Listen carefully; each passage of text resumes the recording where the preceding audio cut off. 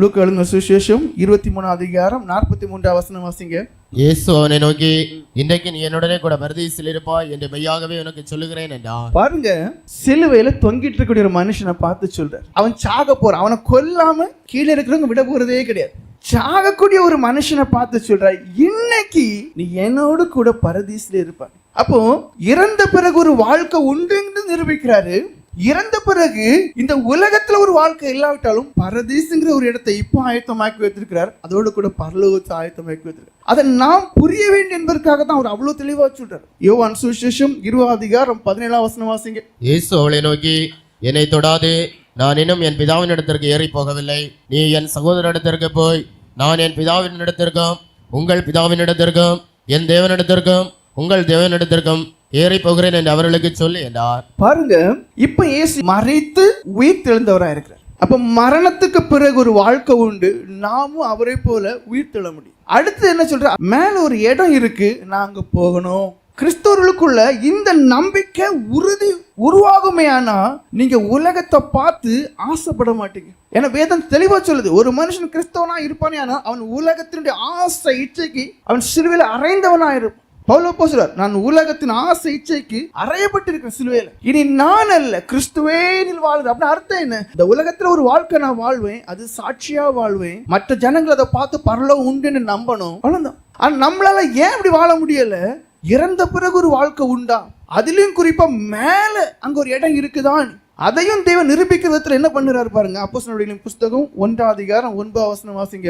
இவைகளை அவர் சொன்ன பின்பு அவர்கள் பார்த்து கொண்டிருக்கையில் உயர எடுத்துக் கொள்ளப்பட்டார். பாருங்க, தெளிவா அவங்க கண் காண, அவர்கள் கண்களுக்கு மறைவாக ஒரு மேகம் அவரை எடுத்துக்கொள்கிறது வரைக்கும் கண் காண அவர் அவர்களுக்கு முன்பாக எடுத்துக்கொள்ளப்படுகிறார். அப்ப மேல ஒரு இடம் இல்லாமல் இருக்குமே, ஆனால் ஒரு மனுஷனால அங்க எப்பவுமே இருக்க முடியாது. இதெல்லாம் எதுக்கு நிரூபிக்கிறார்? நம்ம ஒவ்வொருவரும் மேல ஒரு ராஜ்யம் உண்டு, எப்படியாவது அங்க போகணும், அதுக்கு பிரயாசப்படக்கூடியவர்களா இருக்கணும். எபிரேயர்கள் நிருபம் 11:5 சொல்லுது, ஏனோக் எடுத்துக்கொள்ளப்பட்டான் என்று. விசுவாசத்தினாலே ஏனோக் மரணத்தை காணாதபடிக்கு எடுத்துக்கொள்ளப்பட்டான். பாருங்க, எடுத்துக்கொள்ளப்பட்டான். மேல ஒரு இடம் இருக்கு. அப்போஸ்தலர்களின் புஸ்தகம் 7:55-56 நீங்கள் வாசிங்க. பரிசுத்த ஆவியினாலே நிறைந்தவனாய் வானத்தை அண்ணாந்து பார்த்து தேவனுடைய மகிமையையும் தேவனுடைய வலது பாரிசத்தில் இயேசுவானவர் இருக்கிறதையும் கண்டு.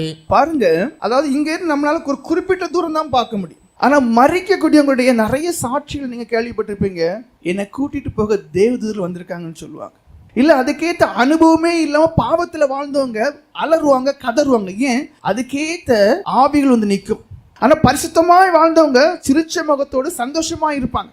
ஏன்னா அவங்கள தேவதூதர்கள் கூட்டிட்டு போக வந்திருப்பாங்க. இங்க ஸ்தேவான் விசுவாசத்துக்காக தன்னுடைய உயிரை தியாகம் பண்ணுகிறார். அந்த ஸ்தேவானுக்குள்ள ஒரு சந்தேகம் வந்துடக்கூடாது. என்ன சந்தேகம்?